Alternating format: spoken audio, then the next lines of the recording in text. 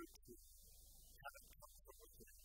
So we use a lot of what we would call nudges, just small little pushes to help encourage them.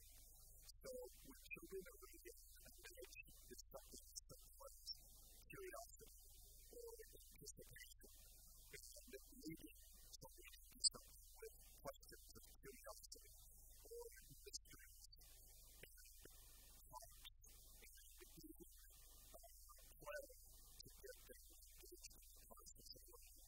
Obviously, for young children, a huge engagement tool is to get into play and sport. When we get to the older students, different engagement strategies are critical. So one of them is the use of what we would call social approach or social pushing towards things because it's a social event. Older children use the motivate because their peers get something.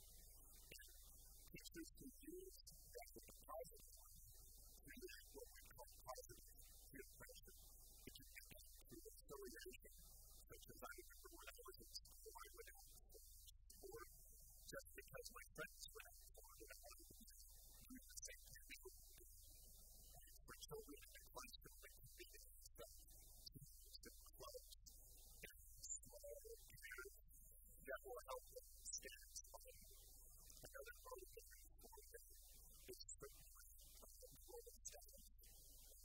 Children like to, especially when they get to be about 10 years old, they like to feel special. So a great way to feel special is to excel in something. Now, not every child is going to be an Einstein, so they can excel in something that's a very narrow field. And narrow field can be, I'm good at fixing this, I'm good at history of this, I'm good at knowledge of that. And these small areas of expertise in students allow them to stay motivated because it's something that has their ownership. But the larger social activities, they get status among peers. Often students are motivated by relationships, primarily with what is considered an authority figure, such as a teacher or somebody in the community. So, first, when you look at things like engagement, you have to do something like naturally engaging students. And so, relationships will be better. Affiliations will be better, such as bonding.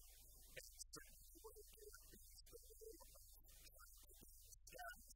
I don't mean status in a bad way, status in a good way. I want to be special. So, how we get kids more engaged is really through the use of those social vehicles.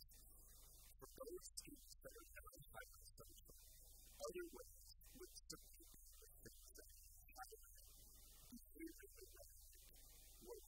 What that is that you can take a curriculum at school and completely repurpose it and reorganize it so that the same courses have a completely different application for students.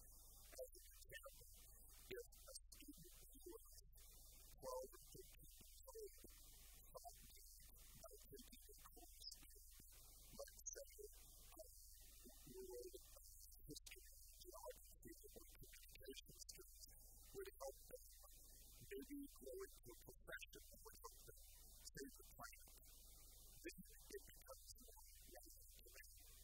So most of the curriculum that is used in schools around the world is the same curriculum that was also 20 years ago, 50 years ago. And you have to ask yourself, most kids that we see have no connection with the world at all. They grow up in a world with the internet, with computers. They grow up in a world of social networking. They don't